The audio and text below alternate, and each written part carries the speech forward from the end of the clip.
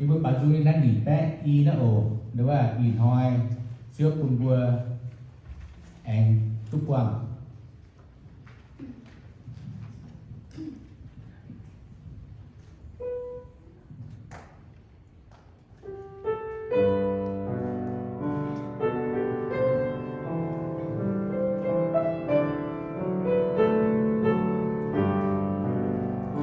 Hãy subscribe cho kênh Ghiền Mì Gõ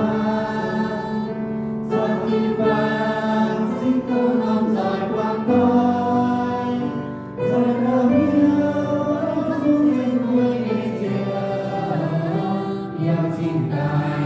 lỡ những video hấp dẫn.